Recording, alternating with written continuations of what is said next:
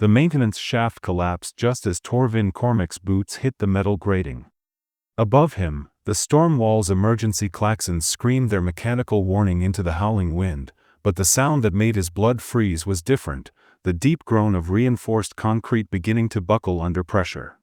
"Move, breaker!" The voice crackled through his comm unit as another section of the inspection tunnel gave way behind him. Torvin didn't need the encouragement. His engineering training had taught him to recognize the sound of imminent structural failure, and right now, Section 7 of the north wall was singing a death song. Salt spray erupted through a hairline crack in the wall beside his head as he scrambled forward, his tool belt jangling against his hip.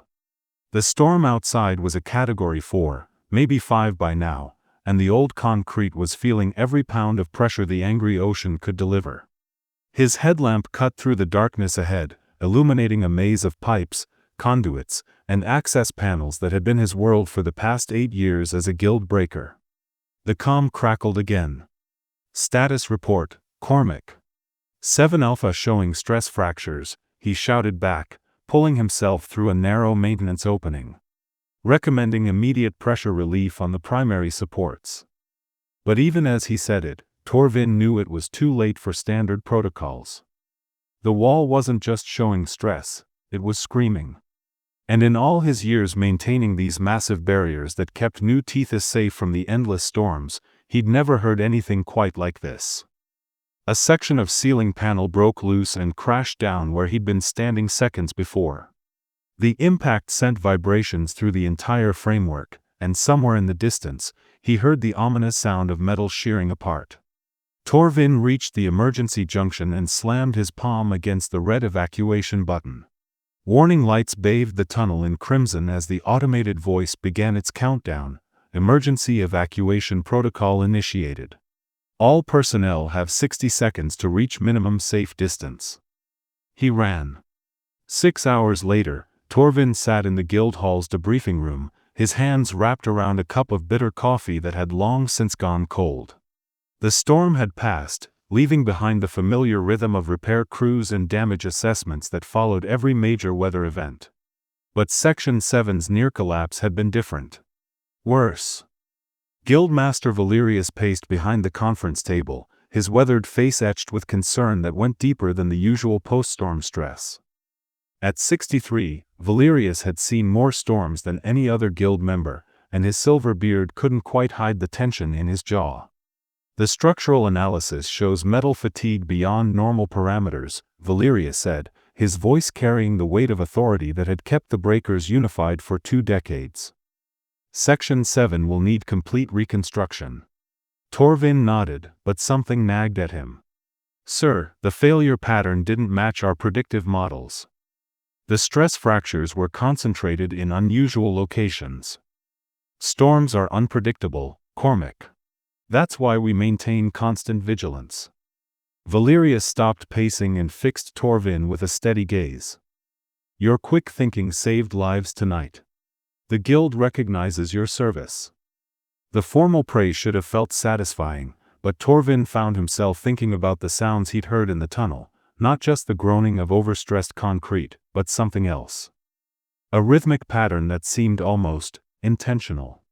"Permission to conduct a full structural survey of the adjacent sections?" Torvin asked. "Denied." The response came too quickly, too final. "We have standard repair protocols for a reason. Focus on following them." Torvin felt the familiar weight of guild hierarchy settling around him like a heavy coat. In New Tethys, the breakers were the thin line between civilization and the endless fury of the sea. Their word was law when it came to the walls, and questioning that authority wasn't just insubordination, it was dangerous. But as he walked home through the city's narrow streets, past the shops and apartments that huddled in the wall's protective shadow, Torvin couldn't shake the feeling that something was fundamentally wrong with what he'd experienced in that tunnel. The walls of New Tethys rose 300 feet above the city, massive concrete and steel barriers that had protected 50,000 souls for over a century. They were humanity's greatest engineering achievement, or so every child learned in school. They were safety. They were home. So why did Torvin feel like a prisoner?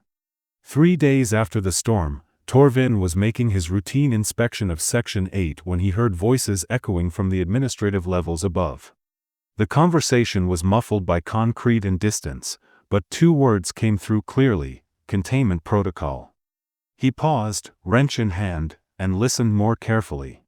Population density is approaching critical thresholds. The voice was unfamiliar, but the tone carried the authority of someone high in the city's administrative hierarchy. "The walls will hold," came Guildmaster Valerius's unmistakable baritone. "They've held for generations. But for how much longer? The resources required to maintain the illusion are not your concern." Valerius's voice had turned cold. "The Guild handles structural matters. Your job is to ensure the citizens remain content." Torvin pressed himself against the concrete, his heart hammering. Illusion? What illusion? The conversation moved away, footsteps echoing down an upper corridor, but the damage was done. Torvin's hands shook as he tried to return to his inspection routine, but the wrench felt foreign in his grip. He was still processing what he'd heard when the security detail found him. Torvin Cormac? The lead officer wore the black uniform of Guild security, his face hidden behind the standard-issue visor. "Guildmaster Valerius requires your immediate presence." It wasn't a request. The walk to Valerius's office felt like a death march. Guild security flanked him on either side, their boots clicking against the polished floors with mechanical precision. Other Guild members they passed averted their eyes, and Torvin realized with growing dread that word had already spread: he was in trouble. Valerius waited behind his massive oak desk, hands folded, expression unreadable. The office walls were lined with technical schematics and historical photographs of the wall's construction, monuments to human ingenuity and determination. But now they looked different to Torvin, less like celebrations of achievement and more like, "You were conducting an unauthorized inspection of the upper maintenance levels," Valerius said without preamble. "Sir, I was following standard protocols for adjacent section analysis after structural failure." "You were eavesdropping on classified Guild business."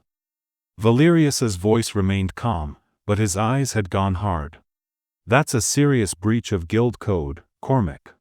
Torvin felt the walls closing in, both literally and figuratively. The office suddenly seemed smaller, the air thicker. "I didn't mean to overhear anything. I was just doing my job. Your job is to follow orders and maintain the walls according to established procedures. Nothing more." Valerius stood slowly, his full authority bearing down on Torvin like a physical weight. "Perhaps you need some time to remember that." The euphemism was clear enough. Time to remember meant time in Guild detention, possibly permanent expulsion from the only profession Torvin had ever known. In New Tethys, exile from the Guild was effectively exile from society. "Sir, please. Security will escort you to temporary quarters while we decide your fate." Valerius nodded to the guards, but something in his expression suggested this wasn't just disciplinary action. This was fear. That's when Torvin knew he was in real danger. The security officers moved to flank him, but Torvin was already in motion. 8 years of crawling through maintenance shafts and emergency tunnels had given him an intimate knowledge of the Guild Hall's layout, including the building's weaknesses. He dove sideways, rolling behind Valerius's desk as the first stun baton crackled to life. The heavy oak provided temporary cover, but he knew he had seconds at most. The office's emergency ventilation grate was mounted low on the wall behind the desk, standard placement for administrative buildings, designed for smoke evacuation but just large enough for a desperate man. Torvin's tools made quick work of the screws, and he was crawling into the ductwork as shouts erupted behind him.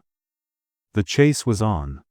The maintenance tunnels beneath New Tethys were a labyrinth that few Guild members fully understood, but Torvin had spent years mapping them during routine inspections. Now that knowledge was keeping him alive as he crawled through spaces barely wide enough for his shoulders, following pathways that led deeper into the city's hidden infrastructure. Behind him, he could hear the pursuit, voices calling orders, boots on metal grating, the occasional clang of tools being used to force open access panels. Guild security was thorough and patient, but they lacked his intimate familiarity with the underground maze. He paused at a junction where 4 tunnels met, his headlamp casting eerie shadows on the curved walls.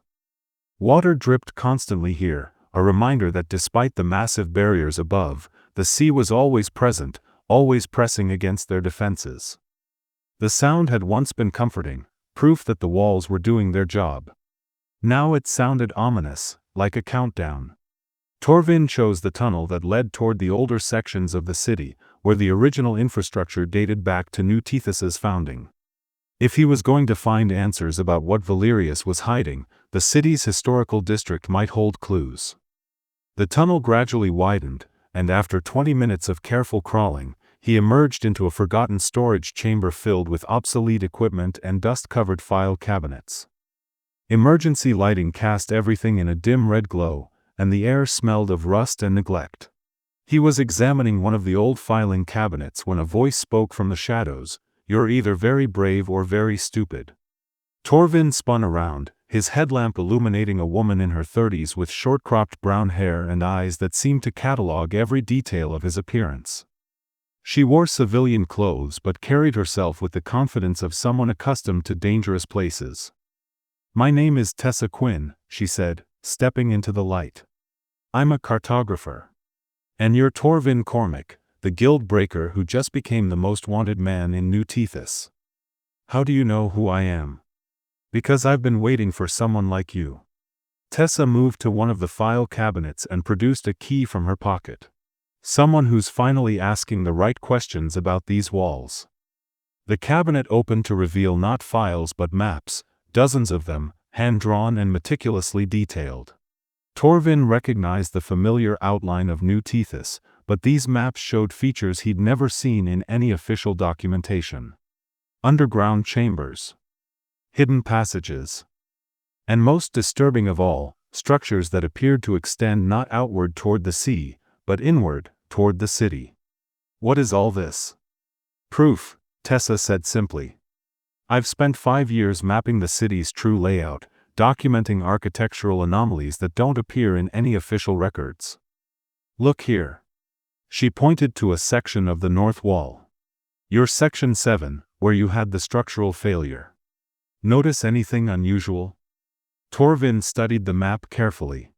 According to Tessa's drawings, Section 7 wasn't just a defensive barrier, it contained chambers and passages that formed a complex internal structure.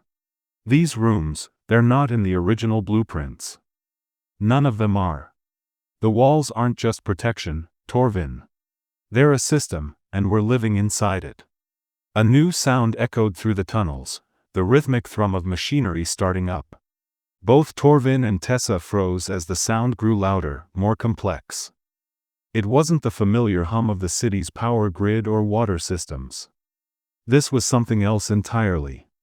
"Lockdown protocol," Tessa whispered, her face pale in the emergency lighting.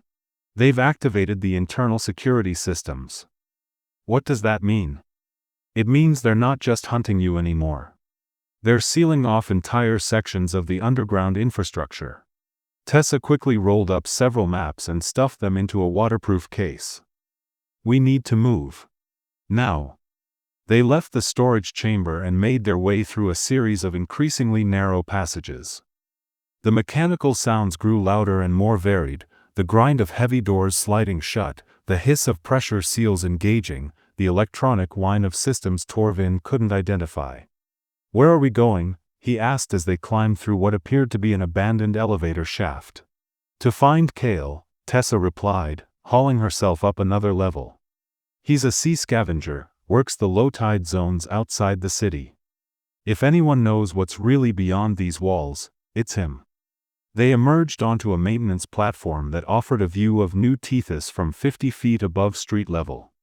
The city stretched out below them, a dense cluster of buildings and narrow streets that seemed almost organic in their arrangement. But now Torvin could see what Tessa's maps had suggested: the city's growth patterns weren't random. They formed a precise geometric arrangement, as if the buildings themselves were part of some larger design. "My God," he breathed. "It's not a city at all, is it? It's a machine." Now you're beginning to understand. Tessa pointed toward the harbor district, where a figure in dark clothing was making his way through the shadows between buildings. There's Kale. But we're not the only ones looking for him. Guild security forces were converging on the harbor from 3 directions, moving with the coordinated precision of a military operation. This wasn't just a manhunt anymore, it was a full-scale suppression action. They know we're going to find him, Torvin realized. Then we better get there first. The chase through New Tethys's rooftops was a nightmare of leaping across narrow gaps, sliding down rain-slicked surfaces, and dodging the searchlights that swept back and forth across the city. Torvin's engineering background served him well. He could read the structural integrity of buildings at a glance, identifying safe routes and avoiding potential collapses. But Guild security had advantages of their own. They knew the city's official layout, had access to communications networks, and most importantly, they had weapons. Stun blasts sizzled past Torvin's head as he and Tessa made their desperate way toward the harbor. They reached the docks just as Kale was preparing to disappear into the maze of abandoned warehouses near the water treatment plant. The sea scavenger was a lean man in his 40s, his skin weathered by constant exposure to salt spray and radiation from the storms. His equipment looked cobbled together from salvaged parts, but his eyes held the sharp intelligence of someone who'd survived in the wasteland beyond civilization. Tessa? Kale's voice carried surprise and concern. What are you doing here? And whose? Kale, we need to talk, Tessa interrupted. About what you've seen out there. About the structures. The sea scavenger's expression grew wary. This isn't the place for that conversation. Security's been sniffing around all week, asking questions about. A stun blast took him in the chest, and Kale collapsed to the dock with a strangled cry. Guild security forces emerged from 3 different directions, their visors reflecting the harbor lights like the eyes of hunting spiders. Torvin Cormac, called the squad leader. By order of the guild master, you will surrender immediately. Instead of responding, Torvin grabbed one of Kale's equipment cases and hurled it at the nearest security officer. The case burst open, scattering strange devices across the dock, sensors, communication equipment, and what looked like sophisticated recording devices.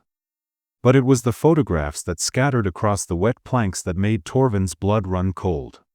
They showed structures beyond the walls, not ruins or natural formations, but active installations with lights and machinery. And in the distance, clearly visible across what should have been empty ocean, were other cities. Other walls. Other populations of people who believed they were alone in the world. The truth about your precious walls, Kale gasped from where he lay on the dock.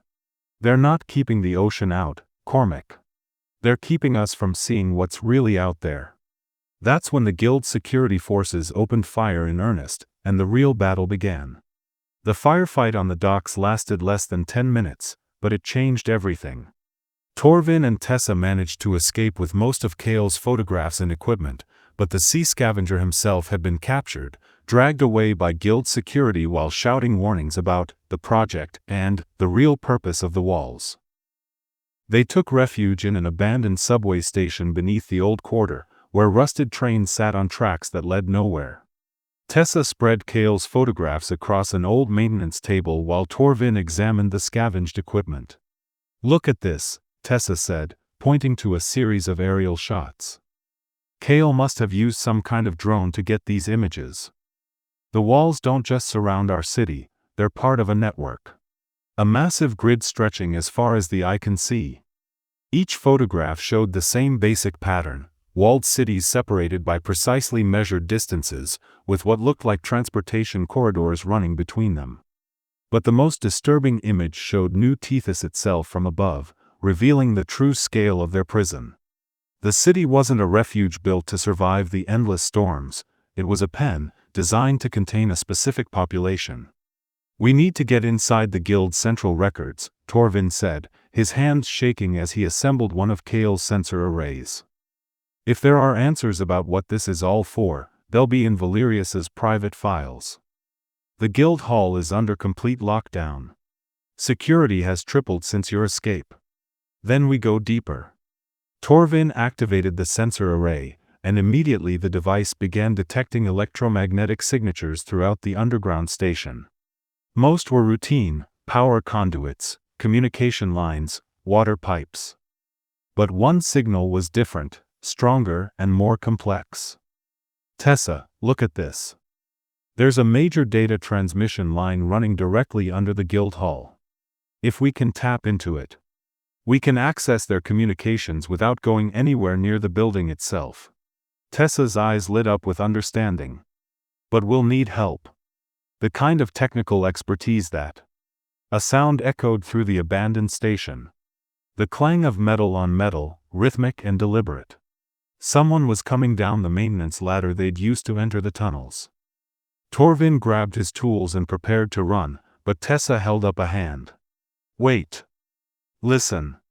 The clanging followed a specific pattern: 3 quick strikes, pause, 2 strikes, pause, 3 strikes again. It was a signal, not the sound of pursuit. A figure dropped into the station, a young woman in guild maintenance coveralls, her blonde hair tied back in a practical ponytail. She carried a toolkit and wore the expression of someone who'd been running for her life. "My name is Lita Voss," she said without preamble. "Junior engineer, 3rd class. I was monitoring guild communications when your manhunt began, and I heard something that made me realize they're not hunting you because you're a criminal." She paused, catching her breath. "They're hunting you because you found out the truth." "What truth?" Torvin asked. "About the Cloud Cedar project. About why the walls were really built." Lita pulled a small data pad from her toolkit. "I managed to copy some files before security locked down the system. You need to see this." The data pad screen showed what appeared to be an engineering schematic, but unlike any Torvin had ever seen. It depicted new tethys from below, revealing a massive mechanical structure that extended deep into the bedrock beneath the city. The walls weren't just barriers, they were part of a gigantic machine that encompassed the entire settlement. "What does it do?" Tessa asked. "Population management," Lita said grimly. "The whole city is designed to maintain a specific number of inhabitants with precisely controlled genetic diversity. The storms, the food distribution systems, the housing assignments, it's all managed to keep the population stable and contained." "But why?" Torvin stared at the schematic, trying to comprehend the scope of what he was seeing. "What's the point? According to these files, we're not survivors of some global catastrophe. We're test subjects. The Cloud Cedar project is using populations like ours to study human adaptation and social control under extreme conditions." The implications hit Torvin like a physical blow. Everyone he'd ever known, everyone in New Tethys, was part of an experiment. Their entire civilization was artificial, maintained by forces beyond their understanding or control. "There's more," Lita continued. "The files mention something called the synthesis event, scheduled for next week. I couldn't decrypt all the details, but it involves final data collection and population termination protocols." "They're going to kill everyone," Tessa whispered. "Not if we stop them first." Torvin stood up, his fear transforming into cold determination. "We need to get this information to the rest of the city. If people knew the truth, they'd panic," Lita interrupted. "The files make that clear. The whole system is designed to prevent mass awareness of the true situation. If we just broadcast this information, the control systems will activate containment protocols. The walls will become execution chambers. Then what do you suggest? We take control of the system ourselves." Lita manipulated the schematic, zooming in on a section deep beneath the guild hall. "The Cloud Cedar's central control chamber is located here, about 200 feet below ground level. If we can reach it, we might be able to shut down the entire project." "Might?" "The chamber is defended by automated security systems and staffed by guild members who believe they're protecting humanity's future. They won't go down without a fight." Torvin looked at his companions, a cartographer who'd spent years documenting the city's hidden truths, and a junior engineer who'd risked everything to expose a conspiracy that reached to the highest levels of their government. They were hardly an army, but they were all New Tethys had. Then we better get started, he said. The infiltration of the guild hall's underground levels required every bit of technical expertise the three of them possessed. Lita's access codes got them through the initial security barriers, while Tessa's maps guided them through passages that didn't appear on any official blueprints.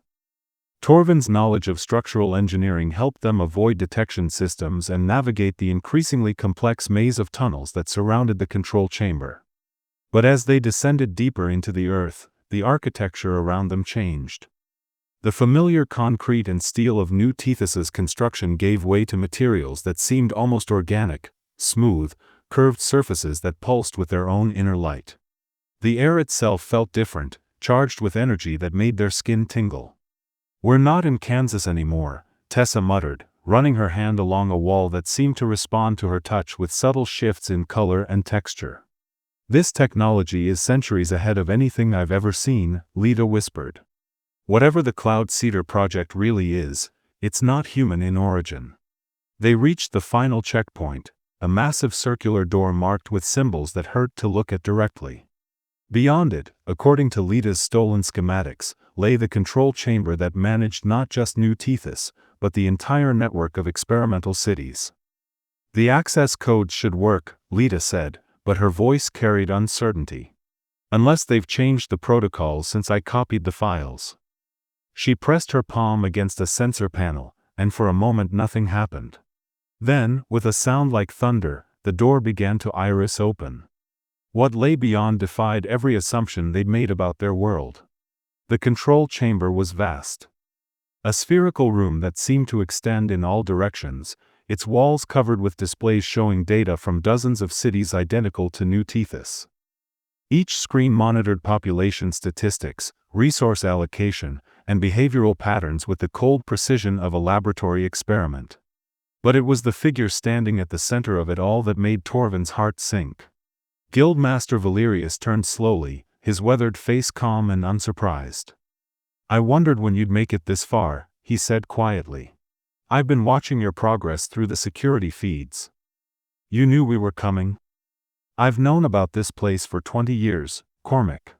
Just as I've known about the Cloud Cedar project, the experimental cities, and the true purpose of our walls." Valerius gestured to the displays surrounding them. "Did you think the guild maintained those barriers through pure dedication? We've always been part of the system." Lita stepped forward, her data pad trembling in her hands. "The synthesis event. The termination protocols. You're going to murder 50,000 people. I'm going to save the human race." Valerius's voice carried the weight of absolute conviction. "The Cloud Cedar project isn't just studying human adaptation, it's creating it. Every experimental city is developing different survival traits, different social structures, different ways of thinking. When the real catastrophe comes, and it will come, these populations will be humanity's seed colonies for rebuilding civilization.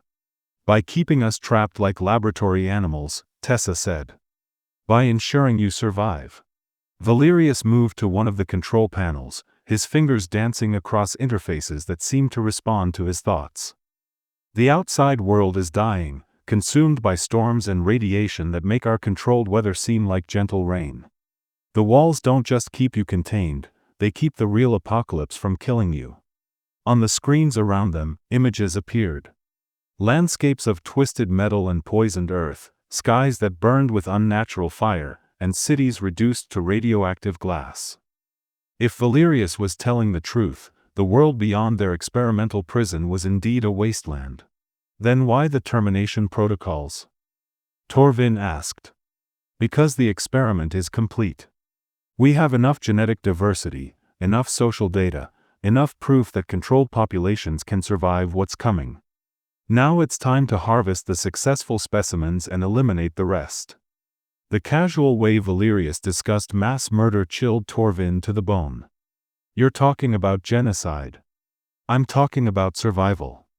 The resources to maintain all these experimental cities are finite. The Cloud Cedar project has identified the most successful populations, the ones with the best chance of long-term survival. Those will be relocated to permanent settlements. The others. Valerius shrugged. Evolution requires difficult choices. And who makes those choices? Lita's voice shook with rage. You? Some alien intelligence? Who has the right to decide which human beings deserve to live? For the first time, Valerius's calm facade cracked. The beings who created this project aren't human, but they're not our enemies. They're trying to preserve what they can of our species before the final collapse. That requires hard decisions, decisions that humans are too emotional to make rationally. The truth was worse than any of them had imagined. Humanity wasn't just being studied, it was being culled, selectively bred like livestock for some greater purpose they couldn't even comprehend. There has to be another way, Torvin said. There is. Valerius turned back to the control panel, and new displays activated around the chamber. Join me.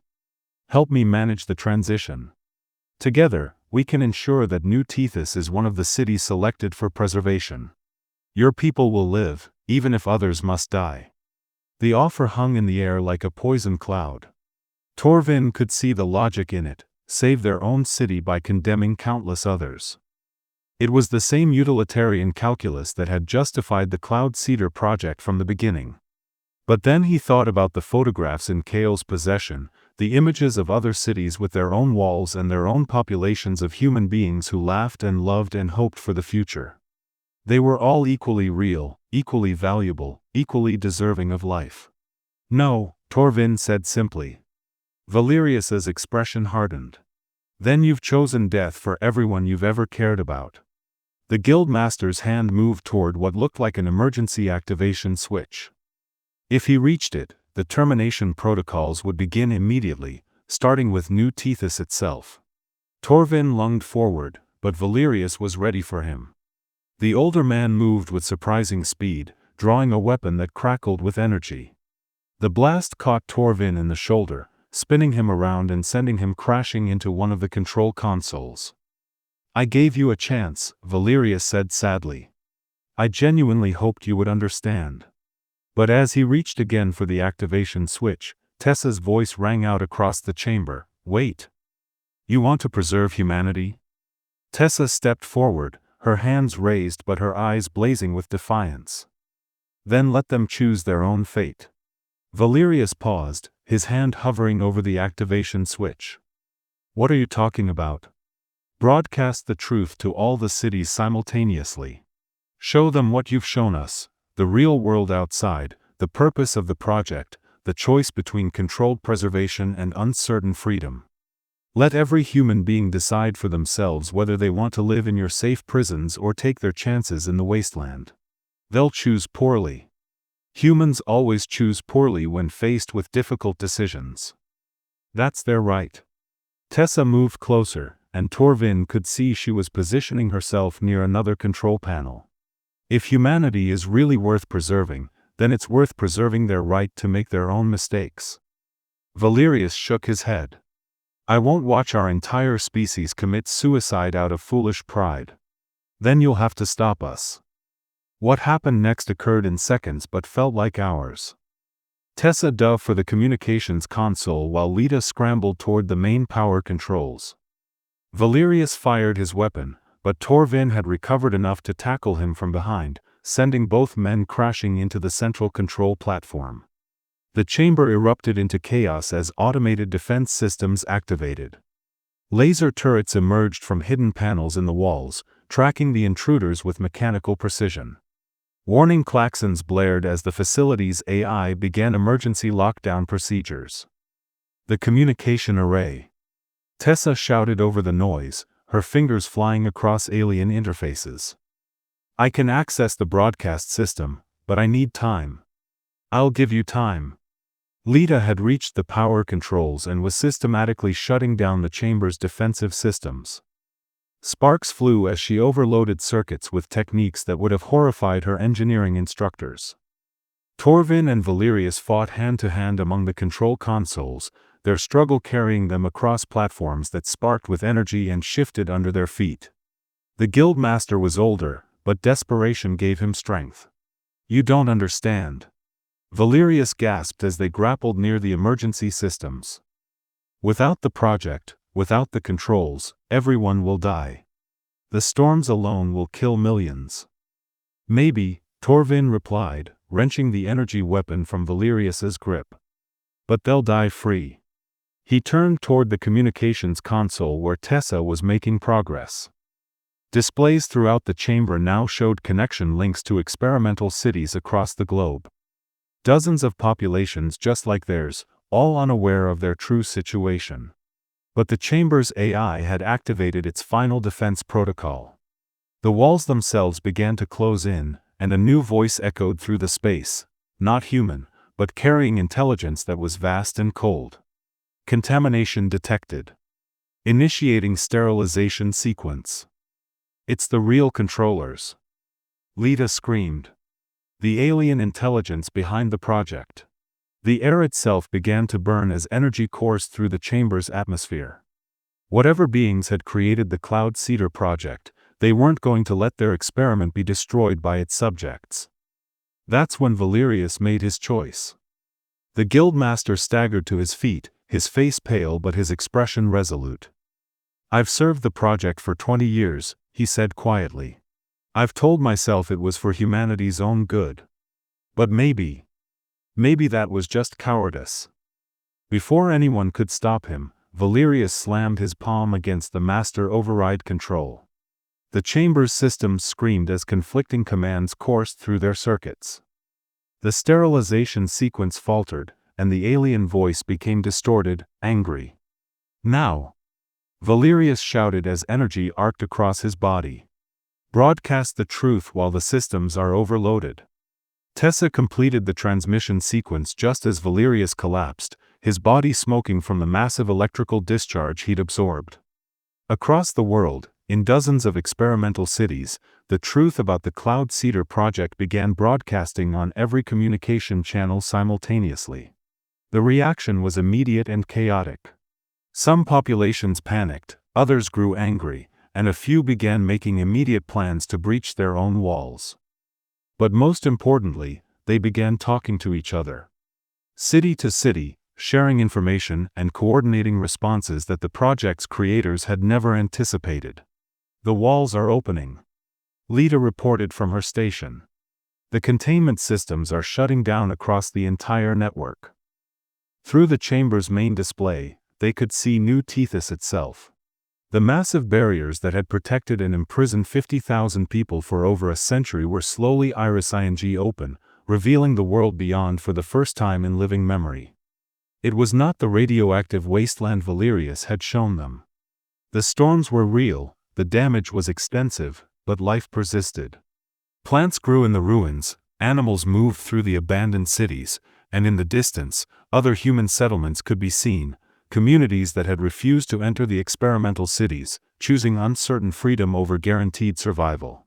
The alien voice spoke one final time, its tone carrying what might have been disappointment. Experiment terminated. Subjects released. Analysis incomplete. Then silence fell over the control chamber as the vast intelligence behind the Cloud Cedar project withdrew, leaving humanity to face its future without guidance or protection. Valerius was still breathing, though barely. Torvin knelt beside the guildmaster, checking his pulse. Why? He asked quietly. After everything you believed, why help us? Because. Valerius's voice was barely a whisper. Because maybe the right to choose badly is what makes us human. 6 months after the walls opened, New Tethys was a different city. The massive barriers still stood, but now they served as monuments rather than prisons. Some sections had been converted into vertical farms, others into workshops where engineers from different experimental cities shared knowledge and developed new technologies. Torvin stood on the observation platform that had once been Guildmaster Valerius's private office, looking out over a harbor that bustled with activity. Ships from a dozen other cities came and went daily, carrying people, goods, and most importantly, information. The isolation that had defined human existence for over a century was ending. The latest reports from the European cities show similar patterns, Tessa said, joining him at the window. Her cartographer's skills had proved invaluable in the New World, as communities struggled to map territories that had been forbidden for generations.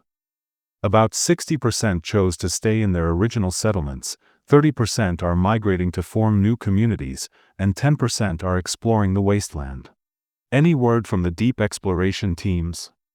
Kale's group made contact with 3 independent settlements in the former Canadian territories. They've been surviving outside the experimental cities for decades, apparently. Smaller populations, but they've developed some impressive adaptation technologies. It was strange to think that while they'd been trapped in their carefully controlled environment, other humans had been finding their own ways to survive.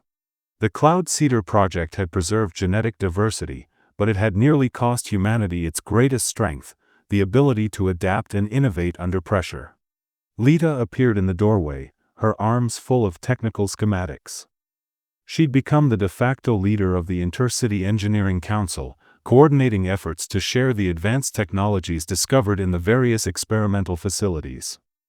The power grid integration is ahead of schedule, she reported. If we can maintain current progress, we'll have full intercity communication and resource sharing within the year. What about the storms? Torvin asked. Getting worse, actually. But now that we understand their true nature, climate manipulation designed to maintain containment, we're developing countermeasures. The Beijing Collective thinks they can build weather disruption arrays within 5 years. The challenges were immense. Without the artificial management systems, food production was difficult, energy distribution was unreliable, and the psychological trauma of learning their entire civilization had been an experiment was still affecting many people. But for the first time in over a century, humans were facing these challenges together, as a species rather than as isolated test subjects. There's something else, Lita added quietly. The deep space monitoring stations have detected signals. Not random radio noise, structured communications. It looks like the beings behind the Cloud Seeder project weren't the only non-human intelligence out there. Torvin felt a chill of apprehension. Hostile? Unknown. But they're definitely aware of what happened here. The termination of the project seems to have attracted attention. So humanity's test wasn't over, it was just entering a new phase.